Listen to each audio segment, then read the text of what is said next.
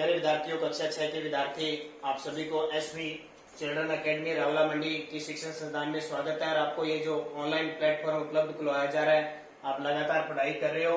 तो हम सामाजिक विज्ञान की बात करें। सामाजिक विज्ञान का विषय कक्षा 6 अध्याय पहला चल रहा है। 2 आपने पढ़ लिया, क्या कब कहाँ और कैसे होगा, ये सारी बातें आपने पढ़ ली ना।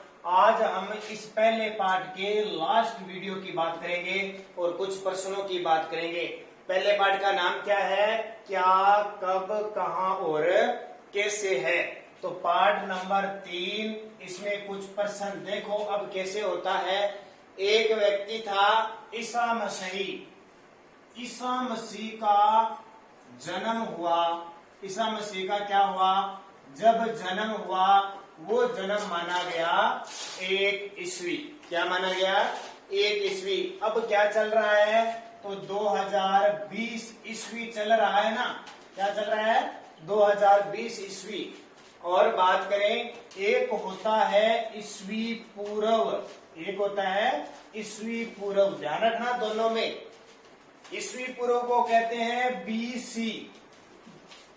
क्या कहते हैं? बीसी। और जो ईस्वी होता है उसको क्या कहते हैं? एडी। क्या कहते हैं? इस ईस्वी को कहते हैं एडी। ध्यान रखना, हम कहते हैं ना 2020 ईस्वी, और यहाँ हम कहते हैं 250 ईस्वी पूर्व। तो इन दोनों में अंतर होता है। ईसा मसीह का जन्म हुआ था जब 1 ईस्वी माना गया। इसके बाद आज तक 2020 साल बीत गए तो वो एडी हो गया। ए का मतलब होता है आफ्टर, अंग्रेजी में क्या होता है?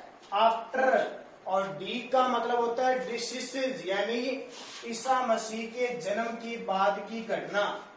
ईसा मसीह के जन्म के बाद की घटना। तो बच्चों, आपको पता है कि हम क्या लिखते हैं। अब आपसे पूछे कि कौन सा सन चल रहा है तो आप क्या बताओगे?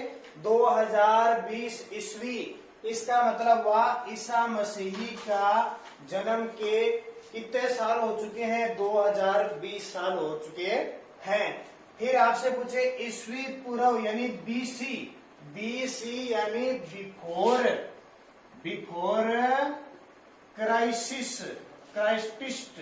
ठीक है, इसका मतलब होता है ईस्वी पूर्व। ई से ईसा मसीह के जन्म से पूर्व की घटना। अब कोई बात आ जाए जैसे कि 250, या आप लिखो 2020 ईस्वी पूर्व। इसका मतलब होता है कि कोई भी काम हुआ वो ईसा मसीह के जन्म के 2020 साल पहले हुआ था। दोनों को ध्यान रखना, 2020 और 2020 ईस्वी पूर्व।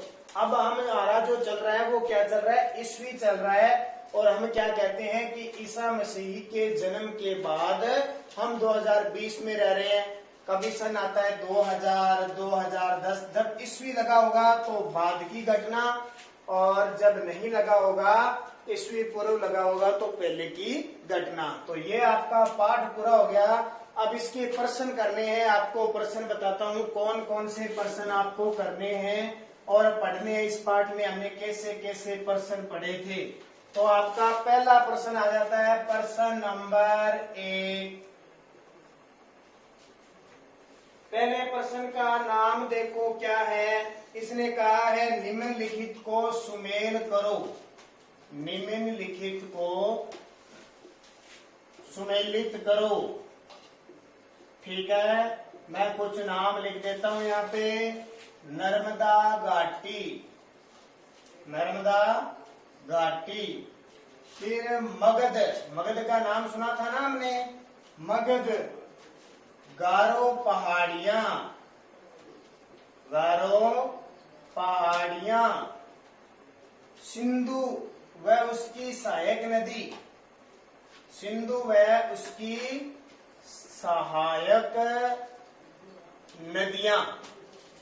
व उसकी सहायक नदियां और गंगा घाटी। ठीक है, अब मिलान कैसे करना है? इस साइड दूसरी साइड में और लिखता हूं, फिर आप मिलान करोगे।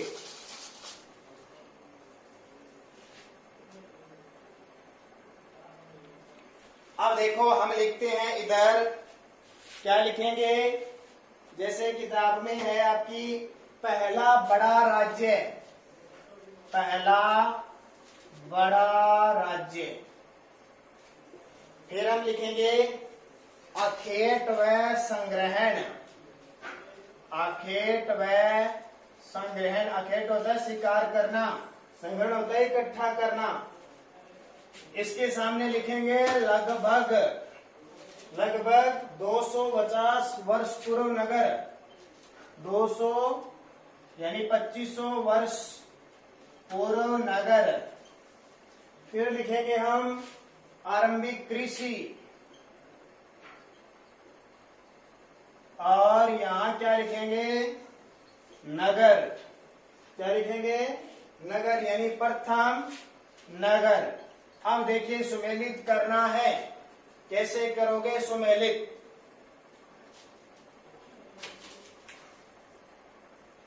तो क्या है, नर्मदा घाटी में बात करोगे तो नर्मदा घाटी में क्या मिला, मगध में क्या मिला, गारो पहाड़ियों में क्या मिला, सिंधु व उसकी सहायक नदियों में क्या मिला, और तीसरा है गंगा घाटी में क्या मिला। तो देखो गंगा घाटी में क्या मिलता है, आरंभिक कृषि के अवशेष। सिंधु व उसकी सहायक नदियां किसके लिए प्रसिद्ध है, तो देखो नर्मदा घाटी, मगध, सब पहला बड़ा राज्य मगध था। सिंधु व उसकी सहायक नदी खासियत, यहाँ प्रथम नगर मिला। गारो पहाड़ियां की खासियत, यहाँ आखेट और संग्रहण मिला। और नर्मदा घाटी में लगभग 2500 वर्ष पूर्व नगर मिले। ये इनके क्या है, उत्तर है। ध्यान रखना, जो हमने पीछे पढ़ के आए हैं ना, बहुत समय पहले हम पढ़ के आए हैं, उसी हिसाब से इनको मिलान करना है। अब दूसरा प्रश्न देखो,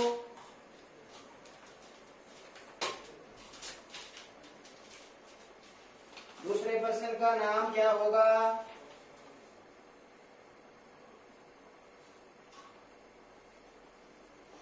तो यहाँ थोड़ा सा बदल लेना इसको। जो नर्मदा घाटी है वहां से अखेट व संरक्षण के मिले हैं, और जो सिंधु है वो 2500 ईस्वी पूर्व के पास है, और गंगा घाटी मगध बड़ा प्रथम नगर था, और गारो पहाड़ियां क्या थी, वहां की आरंभिक कृषि मिली है। देखिए दोबारा, नर्मदा घाटी में अखेट व संग्रहण, मगध पहला बड़ा राज्य, गारो पहाड़ियां, सिंधु व उसकी सहायक नदियां लगभग 2500 वर्ष पूर्व नगर है, और गारो पहाड़ियां यहाँ आरंभिक कृषि के मिले हैं, और गंगा घाटी में प्रथम नगर विकसित हुआ। ठीक है, इसको ऐसे हल करना है। दूसरा प्रश्न देखो,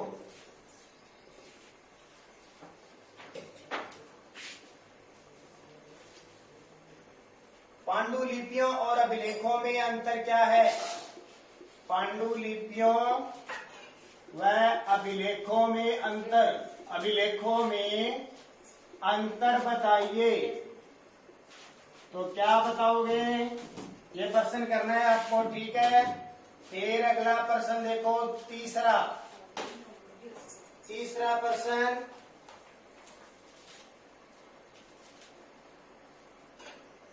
इस किताब में सीधे प्रश्न बताता हूँ आपको, उसमें देख देख के करने हैं। तीसरा है, आओ चर्चा करें।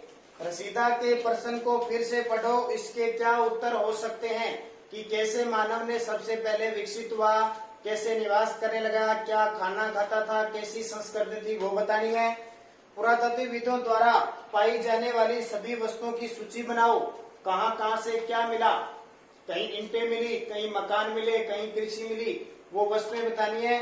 और इनमें से कौन सी वस्तुएं पत्थर की बनी होती थी, जैसे हथियार, गाड़ी के पहिए वगैरह सारे पत्थर से बने होते थे। साधारण स्त्री और पुरुष अपने कार्यों का विवरण क्यों नहीं रखते थे, इसके बारे में तुम क्या सोचती हो, रसीदा कहती है। तो साधारण स्त्री और पुरुष अपने कार्यों का विवरण, क्योंकि दैनिक जीवन में शिकार करते थे, जंगलों में घूमते फिरते थे, बहुत सारी बातें थे, वो ध्यान नहीं रखते थे।